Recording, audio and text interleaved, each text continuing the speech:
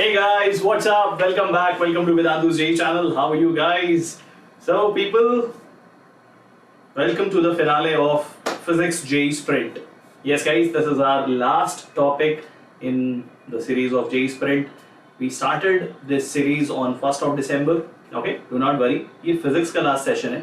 अभी भी chemistry का session बचा है, maths के sessions भी बचे हुए हैं. So in this week we'll be wrapping up sprint series. Happy new year to all of you in advance obviously. And उसके बाद में हम लोग क्या करने वाले हैं, ये सारी चीजें आप तक पहुंचती चली जाएंगी. Only one surprise that I want to reveal here, that I will reveal towards the end of the session, कि अगर फिजिक्स की स्प्रिंट आज खत्म हो रही है तो इसके बाद में और क्या होने वाला है फिजिक्स के पॉइंट ऑफ व्यू से, और ओवरऑल 2021 के पॉइंट ऑफ व्यू से हम क्या करने जा रहे हैं उसका एक फेयर इनफ आइडिया मैं पहले भी दे चुका हूं. And very soon we are going to give you a complete and concrete plan of action for that also. Okay, so here we go, the last session of JEE Sprint, and today's topic, as you all can see, is modern physics. So jaldi se start karte hain so that you guys are able to solve questions along with me, और इसके साथ में जो भी content आप solve कर रहे हो वो सारे content भी आप लोग easily solve कर पाओगे. ठीक है? So for people who are new on the channel, let me start quickly with my introduction. So guys, this is me, your Suri sir. I am a B.Tech from IIT Bombay, passed out of 2009 batch. I've been teaching since 2010. It's been over 10 years now. And on this channel, my lovely students call me Mogambo. Why? Because when you guys will crack the examination of JEE or NEET, Mogambo khush hoga. Okay? So guys, if you want my videos to not be missed and you want the notification for all those things, go ahead, subscribe to the channel. जल्दी से subscribe कर लो, bell icon को press कर लो ताकि मोगैम्बो के कोई भी videos तुम लोग मिस ना करो. और अब टाइम बहुत टर्बुलेंट हो चुका है, बहुत सारी न्यूज़ बहुत फ्रीक्वेंटली आने लगी है. Education minister has become very active, back to back updates are coming. You must have seen कि हम लोगों ने सैटरडे को भी अपडेट शेयर किए थे. Harsh sir came live and he shared the latest details of NTA. बहुत सारे क्वेश्चन मार्क्स जो आपके दिमाग में थे अबाउट 2021, वो सारे क्वेश्चन सब आंसर हो चुके हैं. Right? JEE Advanced से related queries अभी भी बची हैं. I'm sure IITs are going to clarify those very soon. Okay? So you do not want to miss out on all those things. You want to be staying updated about all those things. So definitely this could be one of those solutions. Okay? उसके अलावा बच्चों, अगर वेदांतु के platform wave पे आप अभी तक नहीं हो और आना चाहते हो, मेरे बैचेस में मुझसे पढ़ना चाहते हो, तो that is another possibility in which you guys can be connected to me, be in my classes. और information point of view से at the moment, as you all know, there are 11th and 12th standard batches your Suri sir is teaching. Vedantu के platform को हम बोलते हैं wave. Is it visible what I'm writing? Yes, absolutely visible everyone. So Vedantu wave join करने के लिए जो subscription plan आपको लेना है, Vedantu subscription plan. Okay, it's not a batch, it's not a course, it's a subscription plan. We call it Vedantu pro. Vedantu pro subscription लेने से आप जो भी चीजें वेदांतु प्लेटफॉर्म पे अवेलेबल हैं, they all become yours, including your entire syllabus completion, a lot of teachers to help you with your doubts, a lot of study material with test and assignment in the format of that. Over 10,000 plus questions are there guys. तो हमें कोई भी और book purchase करने की जरूरत ही नहीं पड़ने वाली. उसके अलावा जो YouTube पे हमारे लिए सबसे बड़ा डिलेमा होता है कि हम हिंदी में पढ़ाएं या इंग्लिश में पढ़ाएं. तुम देख सकते हो कि अभी मैं आधे टाइम हिंदी बोल रहा हूँ, आधे टाइम इंग्लिश बोल रहा हूँ, क्योंकि हमारे चैनल की लैंग्वेज ही इंग्लिश है. तो वेदांतु के प्लेटफॉर्म पे आपको वो प्रॉब्लम फेस नहीं करनी पड़ती. If you are a person who wants lectures to be in English, go for completely English batches. अगर आपको हिंदी के बैचेस में जाना है तो हिंदी एज अ लैंग्वेज भी आप चूज कर सकते हो, उस बैचेस में जा सकते हो. ठीक है? उसके अलावा बच्चों, you will never have to revise any chapter by watching recorded sessions. आप हर एक चैप्टर को माइक्रो कोर्सेज से लाइव रिवाइज कर सकते हो. और जैसे कि अभी बहुत सारे स्टूडेंट्स ने ज्वाइन किया है, आप भी नेचुरली क्रैश कोर्स को ज्वाइन कर लेते हो. आपको अलग से कोई और फीस नहीं पे करनी पड़ती. तो इतने सारे बेनिफिट्स हैं that I call Vedantu pro as one stop solution. So you find this one stop solution at Wave in the form of Vedantu Pro. Okay? बहुत ही इजी सा इसका मेथड है, मैं बता देता हूँ कैसे आप इसको ज्वाइन कर सकते हो. तो बच्चों, जो वीडियो आप देख रहे हो इस समय, इस वीडियो के डिस्क्रिप्शन बॉक्स में आपको लिंक मिलेगा which will be about the Vedantu Pro subscription plan. और वहां क्लिक करने के बाद में जब आप सब्सक्रिप्शन ले रहे हो, so do not forget to use this coupon code, that is SM Pro. SM Pro coupon code will give you a lot of fees benefits, minimum 20% of fees benefits will be there for you to grab. Okay? उसके अलावा अगर आप वेदांतु के JEE platform पे आए हो, this is the YouTube platform, और नए हो तो आपने बहुत सारी चीजें लाइव अटेंड नहीं की हैं. We have been active for 2021 and 2022 batches since the month of April. हमने पूरा सिलेबस कंप्लीट किया है, 11th का भी और 12th का भी. उसके बाद हमने बहुत सारी चीजें तब से की हुई है. करंटली यू ऑल नो कि स्प्रिंट इज गोइंग ऑन, तो मैं क्विकली आपको उससे भी गो थ्रू करा देता हूँ. इफ यू वांट कि आप पूरा थियरी इत्मीनान से रिवाइज करो, उसके साथ सजेस्टिव एग्जांपल्स भी सॉल्व करो, तो ये वो प्लेलिस्ट है बच्चों, जीत लो 2021 और जीत लो 2022.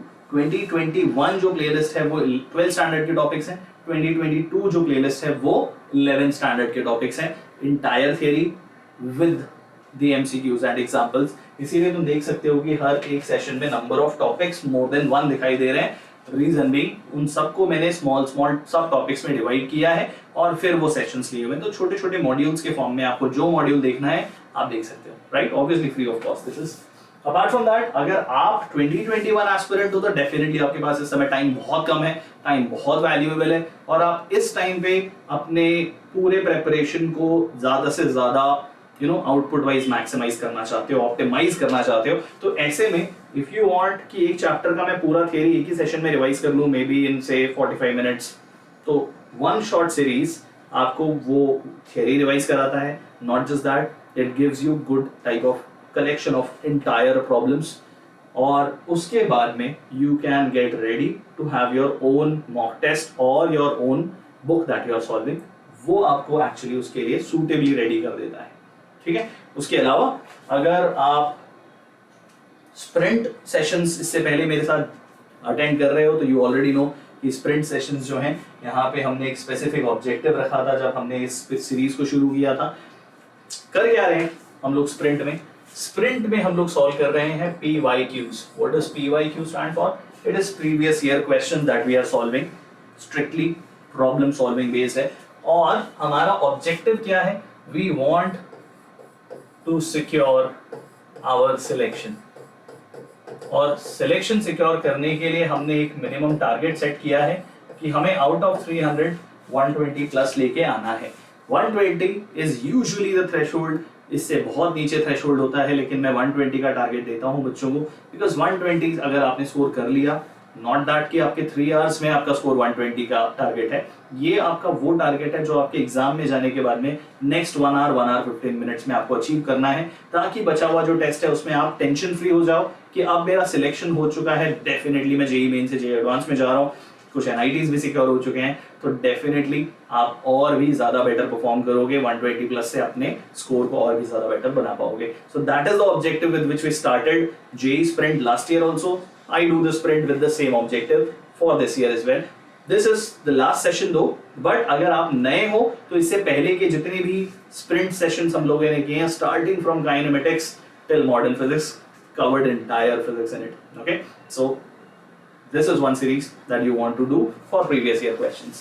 So people, as you can see, आज का सेशन है modern physics based. Modern physics के इंपॉर्टेंट टॉपिक्स पहले देख लेते हैं और उसके बाद हम लोग डायरेक्टली चलते हैं प्रॉब्लम सॉल्विंग के पास. Usually modern physics is a unit जो कि बहुत ज्यादा फिजिक्स के साथ में केमिस्ट्री से ओवरलैप करती है, तो यहाँ पे भी मैंने बहुत सारे क्वेश्चंस जो केमिस्ट्री से ज्यादा ओवरलैप होते हैं उन्हें पिक नहीं किया है, वो क्वेश्चंस पिक किए हैं जो ज्यादा फिजिक्स पॉइंट ऑफ व्यू से इंपॉर्टेंट होते हैं. और उन क्वेश्चंस को जब आप लोग देखोगे तो you will find lot of still similarities with chemistry. Okay, उसके अलावा यहाँ पे जो हम लोग आज क्वेश्चन सॉल्व करने वाले हैं, I have tried to pick as recent questions as I found. Okay, so guys, in modern physics the topics are many, but the one which I have found majority of the questions to be coming from, the important topics are de Broglie wavelength type of questions, जहाँ पे matter waves का discussion होता है, photo electric effects पे based questions होते हैं, और सबसे ज्यादा क्वेश्चंस जहाँ से आपको मिलेंगे दैट इज रेडियो एक्टिविटी, और उसमें decay constant, lambda, half life activity, इन पे बेस्ड जो क्वेश्चंस हुआ करते हैं. ठीक है बच्चों, so definitely I want you people to revise this before you start attempting the questions in general with me. साथ में सॉल्व करते जाना, फॉर्मूले में बताते जाऊंगा, बाद में आप चाहो तो वो जो जीत लो सीरीज है वहां से पूरा रिवीजन भी कर सकते हो. ओके गाइस, चलो, so let's start. This is our very first question. जैसा मैंने बोला लेटेस्ट एग्जाम से ज्यादा पिकिंग है, तो इसीलिए पहला क्वेश्चन ही आप देख सकते हो बच्चों। First question itself is from JEE September 2020. Question says that an electron, a doubly ionized helium ion, and means He+2, and a proton are having the same kinetic energy. The relation between their respective de Broglie wavelengths lambda E, lambda He+2 and lambda P will be which of these? Okay? तो सबसे पहले तो हमें D Broglie wavelength का formula पता होना चाहिए, जो आई एम श्योर सबको पता होता भी है कि that is lambda which is equal to h upon mv। ये वैलिड होता है हमेशा for any of the de Broglie wavelength calculations. पर इस तरह के क्वेश्चंस में आप हमेशा नोटिस करोगे कि काइनेटिक एनर्जी सेम दी होगी या एक्सेलरेटिंग पोटेंशियल सेम दिया होगा, तो वो बेसिकली एक स्टेप और आगे लेके जाना चाहते हैं by saying that it is going to be this formula, right everyone. तो जो काइनेटिक एनर्जी का फॉर्मूला होता है उसी को हम मोमेंटम के फॉर्म में जब कन्वर्ट करते हैं तो मोमेंटम का रिलेशन आता है अंडर रूट ऑफ 2me और 2mk, ठीक है। तो यहां से अगर आप नोटिस करो all your particles which are given to you, be it electron, doubly ionized helium or proton, they have same kinetic energy, same h, 2 तो वैसे ही constant है। That means lambda is inversely proportional to root of their masses, ठीक है बच्चों। That means जब मैं लिखूंगा lambda for electron is to lambda for He+2 is to lambda for proton, तो मुझे लिखना पड़ेगा 1 upon mass of electron, right, in under root is to 1 upon mass of proton का 4 times in under root for helium is to 1 upon mass of proton in under root। इन सब में सबसे छोटा मास me है, फिर mp है, फिर under root of 4mp वाला जो वैल्यू है वो है। मतलब अगर मैं इनवर्स रेशियो की कैलकुलेशंस करूंगा तो ये सबसे बड़ा वैल्यू आएगा, राइट एवरीवन। उसके बाद प्रोटॉन की वेवलेंथ का रेशियो आएगा और उसके बाद में आपका जो वैल्यू आएगा दैट इज फॉर हीलियम का वैल्यू। दैट मींस व्हाट, अगर हम बात करें ऑर्डर ऑफ वेवलेंथ के बारे में तो lambda E is definitely biggest, then comes lambda P and then comes lambda He+2। ये ऑर्डर होना चाहिए। अगर ऑप्शंस को देखते हैं बच्चों तो उस हिसाब से हमें लगता है क्लियरली कि answer is option C. Okay, I hope it is clear and understood. तो केयरफुली जाना पड़ता है ऐसे क्वेश्चंस में, आप कंपेयर करते हुए जाओगे। वैल्यूज लिखने की जरूरत नहीं होती बिकॉज रफली we have the idea mass of electron is 10 to the power 4 times smaller than the mass of proton and neutron। Okay, good enough। So this was first question from 2020, second question is also from September 2020। Okay, so guys question को read कर लो। पहले question में बोला है a particle moving with kinetic energy E has de Broglie wavelength lambda। If energy delta E is added to this energy, the wavelength becomes lambda by 2। So what is the value of this delta E? तो देखो obviously अगर energy बढ़ेगी तो wavelength कम होती चली जाएगी because energy is hc by lambda। तो इस केस में हमें बोला गया है कि डी ब्रोगली वेवलेंथ को हाफ कर देने के लिए कितनी एनर्जी ऐड करनी पड़ती है। तो हम लोग सॉल्व करते हैं ऐसे। Okay, so particle already has been given the energy that is E। तो अभी हमने जो फॉर्मूला देखा था यहाँ पे लिख भी देता हूँ, h by 2me is basically your lambda। तो पहले जो लैम्डा है उसके पॉइंट ऑफ व्यू से लिखूंगा तो lambda is h upon 2me और जब लैम्डा बाई 2 कर दूंगा तो वो हो जाएगा h upon 2me plus delta E. इतना एनर्जी हमने ऐड किया उसमें if delta E is added here। तो अगर इन दोनों इक्वेशंस का रेशियो ले लिया जाए तो लैम्डा और लैम्डा कैंसिल, 2 ऊपर चला जाएगा, so 2 will be there। what else do you see getting cancelled? h cancels, 2m cancels and we have this going in numerator, E plus delta E divided by E in under root। very good। so this is 4 which is equal to 1 plus delta E by E और ये जाएगा इधर तो 3 equal to delta E by E। That means guys delta E का value आता है 3 times of E and that says that the correct answer is option C. Okay, good. So again, following the same matter wave equation, the de Broglie wavelength का एक formula, and we found that इतना energy और additionally दे दोगे तो wavelength will become half of the original value. Good. Let's move on to the next one. This question, let's see if we have, I hope we have not skipped any question. Okay. Apparently we did skip a question, right? That's what I was wondering. तो ठीक है, ये question तो हो गया बच्चों. ये वाला question एक बार और देख लेते हैं. This is also from September 2020. This is question number 2 ideally. Question number 2 में बोला है a particle is moving 5 times as fast as an electron. Okay, and the ratio of the de Broglie wavelength of the particle to that of the electron is also given to you. So the mass of the particle is close to how much? ठीक है, अगर options को देखो सबसे पहले ही, तो देखो इन दोनों के अलावा सब में जो 10 to the powers दी हुई हैं, they are relatively so far that you don't have to actually do a very micro level calculation. तो क्वेश्चन में बताया हुआ है कि पार्टिकल जो है वो 5 टाइम्स फास्ट मूव कर रहा है और de Broglie wavelengths के रेशियो दिए हुए हैं. तो lambda for the particle will be equal to h upon m into v. तो अगर इलेक्ट्रॉन की वेलोसिटी में v लेने वाला हूं तो यहाँ पे उसे 5mv लिख देना चाहिए. Proton, sorry not proton but the particle, its mass is not known. Okay, similarly अगर लैम्डा फॉर इलेक्ट्रॉन लिखता हूं, so the de Broglie ratio is for the particle two electron, तो इन दोनों का ही डिवीजन होने वाला है. So this is h upon me into v. तो यहां वेलोसिटी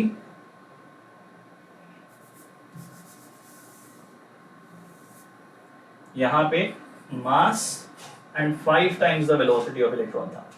ठीक है, तो बच्चों अगर ये रेशो लिया हमने तो इन दोनों का जो रेशो दिया हुआ है that value is 1.878 into 10 to the power minus 4 and you can see that there are factors which are getting cancelled. ठीक है, तो इसका मतलब हुआ कि mass of electron divided by 5 times mass of proton is this factor 1.878 into 10 to the power minus 4. That means अब हम लिख सकते हैं कि mp, the mass of the particle, mass of electron is 9.1 into 10 to the power minus 31, okay, divided by 5 and that value, so 5 into इसको 1.9 ले लेते हैं into 10 to the power minus 4. तो देखो बच्चों, इसको अगर मैं रफली 2 मानता हूं, so 2 5 10 हो जाता है. 10 मतलब ये 10 to the power minus 3 है. 10 to the power minus 3 को ऊपर लेके जाओगे तो value 9.1 into 10 to the power becomes minus 28.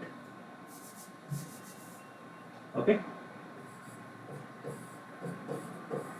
ये एक रफली मास ऑफ दैट पार्टिकल आता है, not the proton.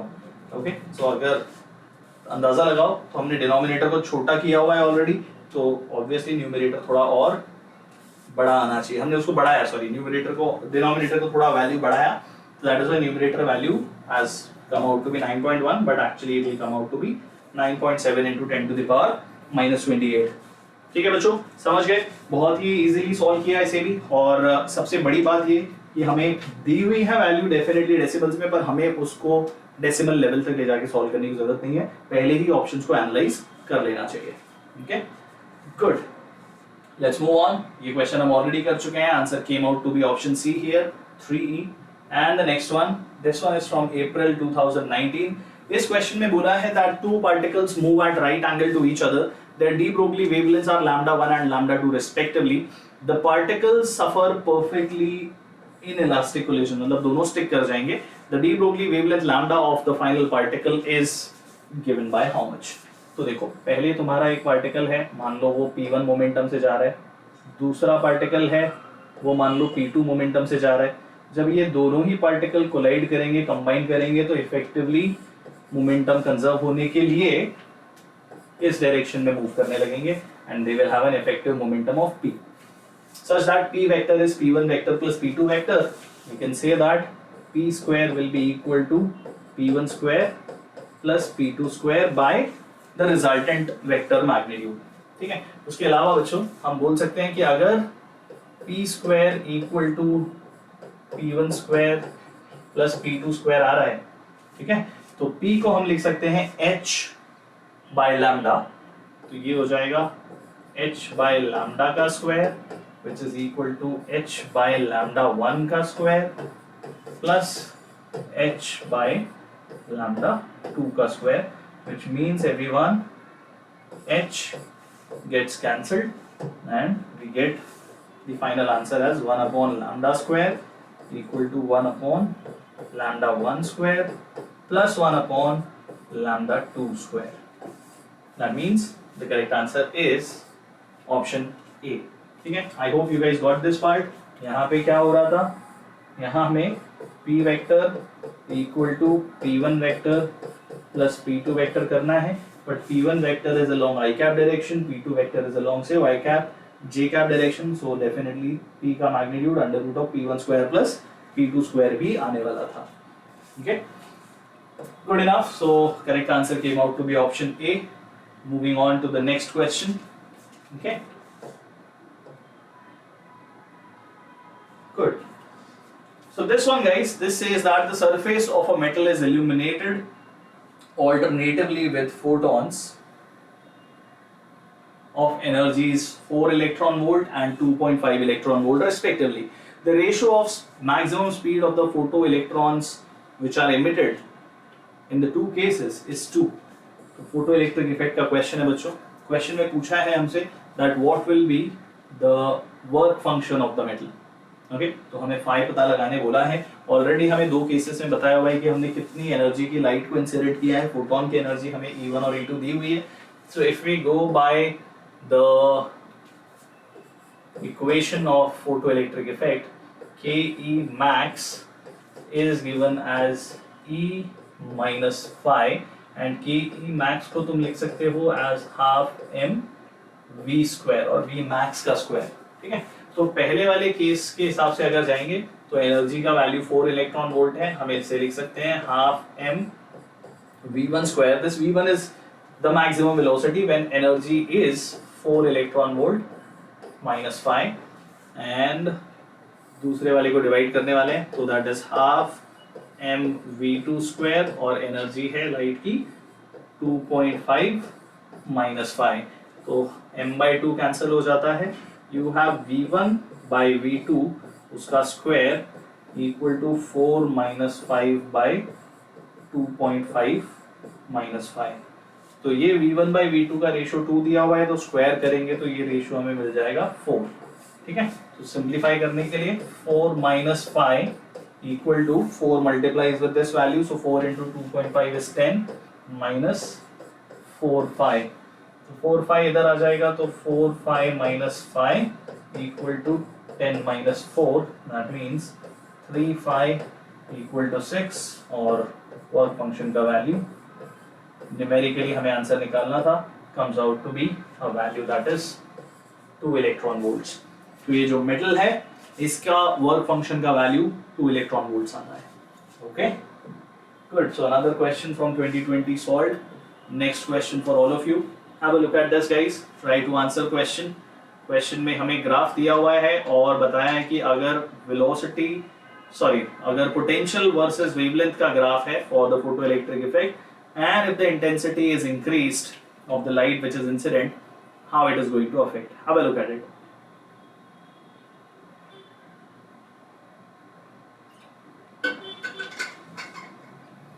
Okay, so guys, you know that जब कभी भी हम इंटेंसिटी को इंक्रीज करते हैं तो इंटेंसिटी बढ़ाने के लिए हमें लाइट सोर्स को पास में लेके आना पड़ेगा, राइट. अगर लाइट सोर्स पास में आती है तो उससे number of photons which are incident are going to increase. If number of photons are going to increase which are incident on it, the metal surface, the number of photoelectrons which will come out will increase. Means concentration of number of photoelectrons will increase, but the maximum kinetic energy with which the electrons are going to come out is not going to be dependent upon the intensity, because we know that the KE max value, the maximum kinetic energy का जो value है, when we talk about that KE max or E V naught stopping potential के terms में भी लिखते हैं, is going to be H C by lambda minus 5 and intensity will neither change frequency, will nor change wavelength. It's basically not going to change any of the right hand side factor. So definitely ये value भी change होने वाली नहीं है. If we talk about the options, they are saying that the graph, first option says will shift to the right, मतलब ऐसा कुछ हो जाएगा, which is not possible because that happens for different metals, because that tells you that lambda का value change हुआ. ठीक है, threshold wavelength, तो वो तो चेंज होने से रही इंटेंसिटी की वजह से. Second, slope of the straight line gets more steep. If you look at it, slope of the line is going to be H C by A. H is a constant, C is a constant. देखो straight line की equation ही क्या आती है, V naught is H C by E, ये हमारा slope 1 by lambda minus 5 by E. तो y equal to M x minus सी वाली इक्वेशन है. तो आप स्लोप को भी चेंज नहीं कर सकते, वो तो हर एक मेटल के लिए सेम आने वाला है. Straight line shifts to left के लिए फिर से लैम्डा को चेंज होना पड़ेगा. So the correct answer is it does not change. The graph will not change because of intensity. If you want it to change, you have to either change the metal itself or you have to change the value of lambda. Then only things will change in this graph. Okay, very good. So another easy and little conceptual question which you could answer came from 2020. Then comes another question from September 2020, guys. Question says that when the wavelength of radiation falling on a metal is changed from 500 to 200 nanometers, obviously आपने wavelength कम कर दी है तो energy बढ़ जाएगी. So the maximum kinetic energy of the photoelectrons becomes 3 times larger. तो पहले अगर E kinetic energy थी तो अब 3 हो गई है, 3E हो गई है. तो हमें क्वेश्चन ने पूछा है what will be the work function of the metal, what will be its value closest to. Okay, तो फिर से फोटो इलेक्ट्रिक इक्वेशन के पॉइंट ऑफ व्यू से हमें सॉल्व करना चाहिए. तो अगर मान लो पहले वेवलेंथ जो थी इट वाज 500 नैनोमीटर, तो एनर्जी E थी and E was hc by 500 minus 5. और जब हम लोग वेवलेंथ का वैल्यू नैनोमीटर्स में लेते हैं तो hc का वैल्यू हम 1240 यूज करते हैं. राइट एवरीवन, तो वो अभी हम लोग पुट अप करेंगे. सेकेंड पार्ट में क्वेश्चन ने बोला है कि energy becomes 3 times large, right, it becomes 3 times large the maximum kinetic energy if wavelength becomes 200 minus 5. Okay, तो फिर से रेशियो लेके सॉल्व किया जाए तो रेशियो 3 आएगा जब हम लिख रहे होंगे hc by 200 minus 5 divided by hc by 500 minus 5. ठीक है,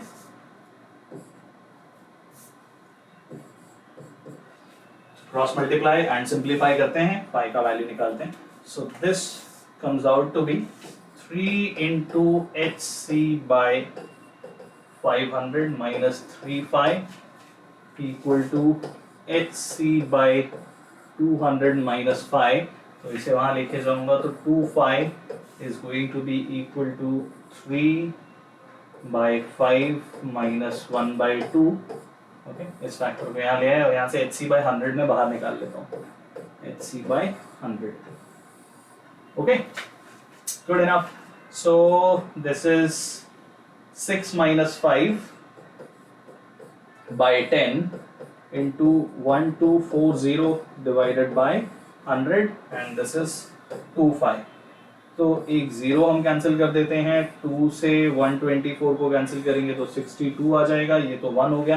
तो फाई का वैल्यू आता है बच्चों 62 by 100, that means 0.62 electron volt is the answer that I am getting. And if I look at the options, nearest option is option D. Option D is the correct answer everyone. Cool, very good. थोड़े से calculative questions हैं, ठीक है, not like mechanics के questions, electrodynamics के questions की तरह नहीं है. थोड़ा सा आपको एक्सप्लोर करना पड़ता है, कैलकुलेट करना पड़ता है. कभी कभी एटॉमिक स्ट्रक्चर के क्वेश्चंस भी होते हैं, वो भी बहुत ज़्यादा एक्सप्लोर करवाते हैं. ओके, तो be calculate, be you know very active in calculations and more importantly try to look at the options smartly when they are spaced out. जैसे इस केस में उतने spaced out नहीं थे, इसीलिए I had to go for the calculation. पहले मैंने एक एग्जांपल भी दिया था कि spaced out थे, तो मैंने माइक्रो लेवल कैलकुलेशंस ना करते हुए जो 10 to the powers थे उनको कंपेयर करते हुए ही सॉल्व किया था. Okay, good enough. Moving on to the next type of questions, again from 2020. This is radioactivity based questions now, guys. Question says that the radioactive nucleus decays by two different processes. The half-life of the first process is 10 seconds and that of the second process is 100 seconds. Why do I feel that I have skipped the question? Okay, let's have a look. This question we solved, this question we came to. Okay, so we did not skip any question, everyone. Let's have a look at the question. Question says that the radioactive nucleus decay by two different processes and half-life of the first process is 10 seconds. दूसरे वाले की half-life ज़्यादा है, that is 100 seconds. So the effective half-life of the nucleus is close to. कभी भी अगर एक nucleus multiple radioactive phenomena के through decay हो रहा होता है, तो हम लोग उसकी हाफ लाइफ के टाइम्स को ऐड नहीं कर सकते डायरेक्टली. रादर जो ओवरऑल डिके कांस्टेंट होता है वो जरूर हम लोग लिख सकते हैं as lambda equal to lambda 1 plus lambda 2. Okay, so lambda we can write as ln2 by T half, तो इसे ओवरऑल टी हाफ बोल देता हूं. दूसरा वाला हो जाएगा ln2 by t1 plus ln2 by t2. तो ln2 का factor definitely you can see cancel हो जाता है. Okay, good, perfect. So we can say that arrange करने पर t half will come out to be t1 t2 upon t1 plus t2. So t1 का value is given to you as 10 and t2 का value is given to you as 100 divided by 110. Okay, so this cancels. 100 by 11, अगर ये 99 by 11 होता तो perfect answer आता, but still 11 9s are 99. So nearest value के point of view से बात करें तो 9 seconds is basically the half life, the effective half life of this nucleus. Okay, good. So please remember everyone, ऐसे questions में हम lambda of multiple processes, अगर दो से ज्यादा डिके के थ्रू न्यूक्लियस का डिसइंटीग्रेशन होगा तो उतने लैम्डास को आप ऐड करते चले जाओगे, lambda being the decay constant. Okay, good. Next one also from September 2020. Okay, question read करते हैं बच्चों. Question says that in a radioactive material the fraction of active material remaining after the time t is 9 by 16 and the fraction that was remaining after t by 2 will be how much? तो after time t 9 by 16 fraction बचा हुआ है. Question ने पूछा कि अगर उसका भी हाफ टाइम होता, जितना टाइम गया, मान लो वो 1 मिनट के बाद में 9 by 16 बचता है, तो 30 सेकेंड्स पहले कितना था वो पता लगाने बोला है. तो अगर हम लिखते हैं that n is equal to n naught e to the power minus lambda t, तो पहले वाले में n by n naught का जो वैल्यू दिया हुआ है, इसमें ऐसा बोला है कि 9 by 16 times n naught हो जाता है value of fraction when time becomes t. तो n naught आप कैंसिल कर देते हो और यहाँ से आपको e to the power minus lambda t मिल जाता है as 9 by 16. Okay? Perfect. Now what? Say we are talking about a fraction which is x times of n naught after a time that is t by 2. Okay? तो n naught cancel कर दोगे और x आ जाएगा e to the power minus lambda t और इसका भी power को आप हाफ कर दोगे. ठीक है?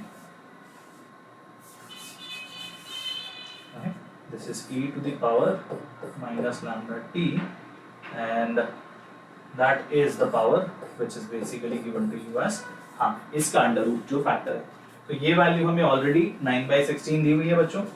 दिस इज लाइक 9 by 16 का under root, that means 3 by 4.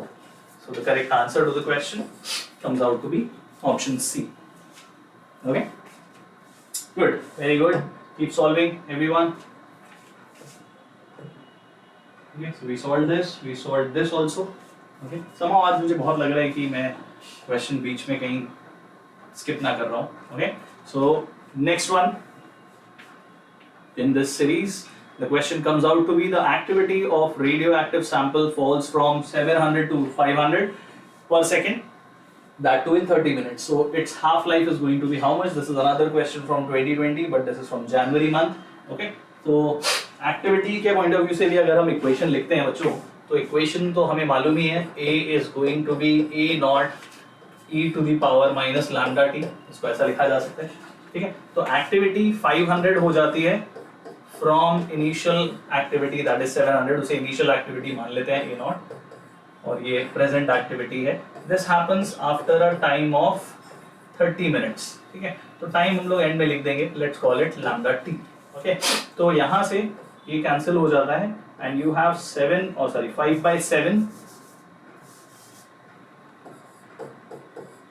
As e to the power minus lambda T. तो एक काम करते हैं, लैम्डा को, क्योंकि हमें टी हाफ पता लगाना है, लैम्डा को हम लिख देते हैं ln2 by capital T, where capital T is the half life for us. ठीक है, तो इसे कैपिटल टी से रिप्रेजेंट कर रहा हूं and that is basically the time that we are interested in finding. Okay, to take care of the power, let's write it as 7/5. Power को positive बना रहा हूं. This is going to be e to the power t by capital T ln2. और अब दोनों तरफ अगर हम लॉन लेते हैं तो ln 7/5 will be equal to t by capital T ln2. Small t का वैल्यू हमें ऑलरेडी बताया हुआ है, it is 30 minutes. Capital T हम पता लगाना चाहते हैं, दिस इज 7/5 which is 1.4. तो हम बोल सकते हैं capital T is t ln2 by ln 1.4. right, 7/5 is nothing but 1.4 only. तो बच्चों ये 30 ln2 by ln 1.4, ये कैलकुलेशंस जब हम करते हैं by using the log table, तो हमारे पास जो आंसर आता है that comes out to be close to 61 point something. तो nearest value of the answer that I get is close to 62 minutes. You guys can try this by using the log table as well. Okay, in fact I'm sure in the examination the suggestive values must have been given in the question in the beginning of the booklet only, जहाँ पे ये values की हमें ज़रूरत पड़ रही होती है. ठीक है, okay everyone, so this was question from 2020 January month. Correct answer came out to be 62 minutes only. Next one guys, question says that in a radioactive decay, it's a chain process, chain reaction, we have initial nucleus that is thorium-232, and at the end there are 6 alpha and 4 beta particles which are emitted. So if the end nucleus is this, then A and Z values are given by, तो हमें A और Z का मतलब जो नया daughter nuclei form होने वाला है, जो स्टेबल न्यूक्लियाई फॉर्म होने वाला है, उसका एटॉमिक और मास नंबर हमें पता लगाना है. ठीक है बच्चों, तो good enough. We have thorium, उसमें से अगर फाइनली ये नया न्यूक्लियाई फॉर्म होने वाला है, तो साथ में 6 अल्फा पार्टिकल्स, मतलब 6 He 2 and 4 and 4 minus 1 E0 release होने वाले हैं. तो यू कैन क्लियरली सी कि एटॉमिक मास सिर्फ और सिर्फ अल्फा पार्टिकल्स की वजह से चेंज होने वाला है. So you can say that 232 is going to be A plus 4 into 6. That means A का वैल्यू आपका आने वाला है 232 minus 24. तो ये वैल्यू तो मिल जाती है 208. तो जो नया एलिमेंट फॉर्म होने वाला है, जो न्यूक्लियाई मिलने वाला है, उसका एटॉमिक मास जो है वो 208 आएगा. मतलब आंसर बी और सी, बी और डी नहीं हो सकता है. ठीक है, अब चेक करते हैं एटॉमिक नंबर. तो atomic number 90 will be equal to Z plus 12 minus 4. That means Z will be equal to 90 and this is 8 goes to the left hand side, becomes minus 8. So Z comes out to be 82. Okay, that means guys, correct answer is not even A. The correct answer is going to be option C, 208 and 82. These are the atomic number and atomic mass that we are getting here. Okay, good. Awesome. Lucky were the people in 2019 who got this question. Very easy question for them. Okay, good. Now guys, this question says that at some instant a radioactive sample S1 having an activity of 5 microcurie has twice the number of nuclei as another sample S2 which has an activity of 10 microcurie. So the half-lives of S1 and S2 will be as per the options. Which of the options? This is a question from 2018 for all of you guys. तो question में बताया हुआ है कि जो radioactive sample S1 है उसकी activity अगर हम लिखें A1 तो वो हमें 5 दी हुई है, जिसे हम लिख सकते हैं lambda 1 into N1. Okay. Similarly, activity for second one हमें बताई हुई है 10, that is lambda 2 N2. ठीक है, तो अगर इन दोनों का रेशो लिया जाए तो this ratio comes out to be 1/2 equal to lambda 1 by lambda 2 and the number of nuclei, इसके बारे में भी हमें बोला गया है that S1 has twice the number of nuclei as S2. मतलब N2 का वैल्यू अगर N है तो ये वैल्यू 2N है, तो ये दोनों भी कैंसिल कर दो. That means you get lambda 1 by lambda 2 as 1/4, and we know that lambdas are inversely proportional to T halves, so ये T2 by T1 आएगा, which means T1 का value is going to be 4 times of T2, because lambda 2 was 4 times of lambda 1, so definitely T1 is going to be 4 times of T2. Options के according अगर जाते हैं तो definitely यहाँ से ये भी पता पड़ता है कि T1 is greater than T2.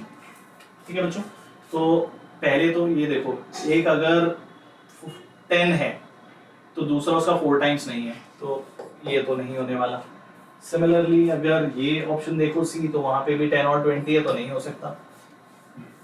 तो T2 अगर 5 होगा तो T1 4 times of 5, that means 20 हो सकता है. तो if we look at the half lifes of S1, this looks like T1 and this looks like T2. That T2 का value is 5 and T1 का value comes out to be 4 times of that is 20. So that's why the correct answer is going to be option D. Okay, we don't have to solve it any further. We can just check out the options and we can comment on the correct answer as well. Okay, very good everyone. So now it brings us towards the homework question for all of you guys.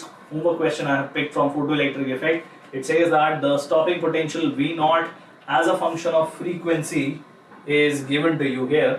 Okay, तो frequency को ऐसे represent कर देते हैं. तो the frequency is for a sodium emitter which is shown over here. तो stopping potential दिया है, frequency का ग्राफ हमें बताया हुआ है according to the photoelectric equation. Question में बोला है the work function of sodium from the data plotted is to be found. Planck's constant का वैल्यू दिया है. तो basically हमें सिर्फ photoelectric equation यूज करनी है.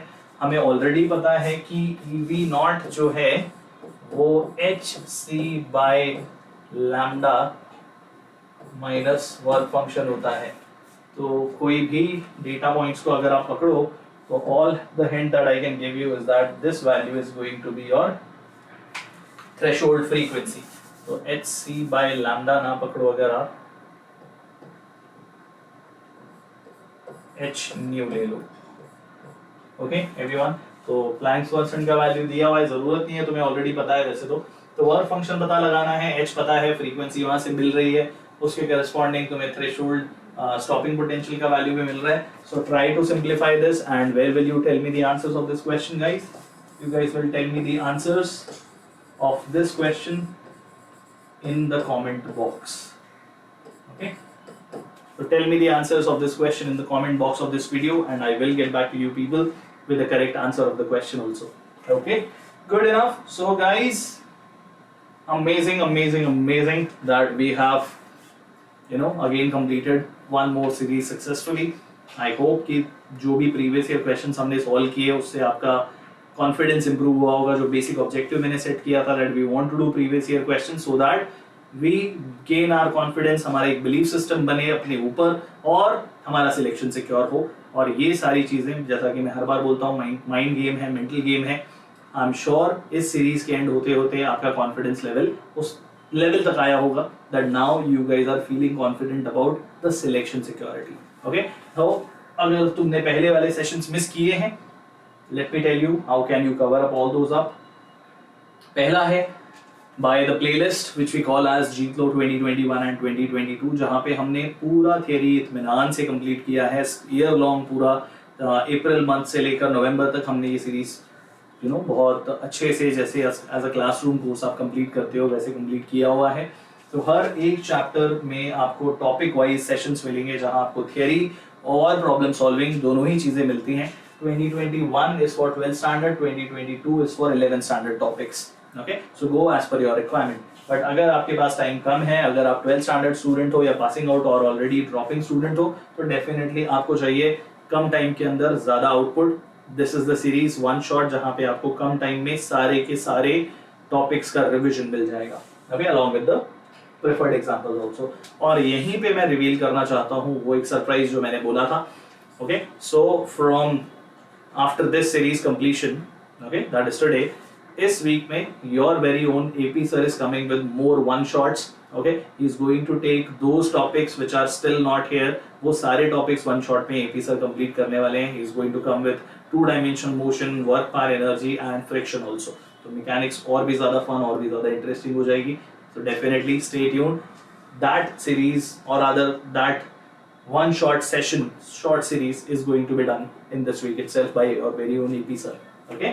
So I'm sure you guys will be super duper excited. उसके अलावा बच्चों अगर वेव प्लेटफॉर्म पे आके क्रैश कोर्स ज्वाइन करना है, अगर अभी तक नहीं किया है, तो guys definitely you guys can take an advantage of it. Okay? तो ये क्रैश कोर्स जो है इसमें हम आपका इंटायर PCM सिलेबस कंप्लीट करवा रहे हैं.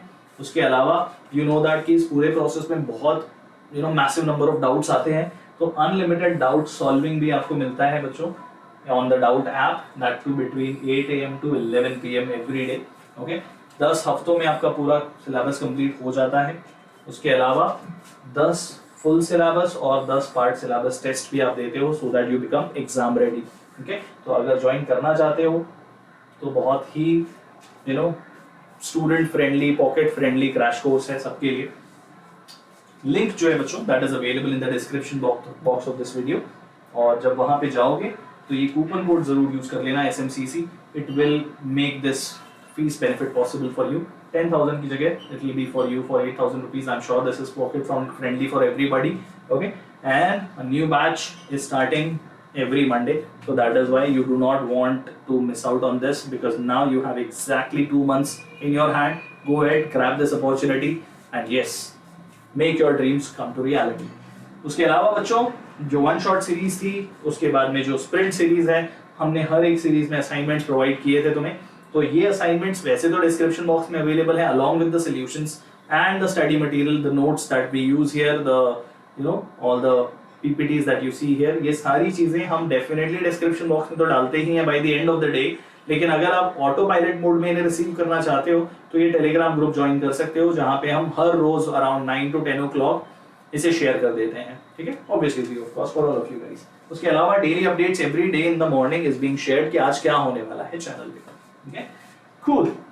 So everyone, I hope you guys enjoyed the physics sprint sessions. Do not worry, chemistry and maths is still going on, few topics are still there, and if you guys enjoyed this one, then I want you people to press that like button which is just below this video. Share with your friends. जो भी तुम्हारे friends हैं जो 12th standard में है, 11th standard में है, जो prepare कर रहे हैं JEE के एग्जाम के लिए, let them also take the advantage of it. And I want you people to subscribe if you are not subscribed yet, because a lot of amazing things are happening on this channel. Sprint खत्म हुआ है लेकिन हमारी preparation अभी भी जारी है. Okay, so go ahead, subscribe and press the bell icon. So people, I will take your leave now and I will see you very soon.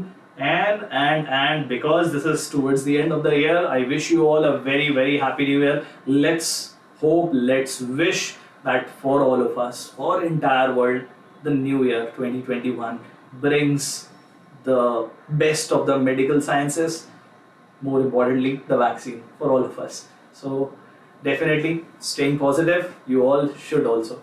See you all very soon. Happy New Year once again. Take care. Bye bye, guys. Love you all.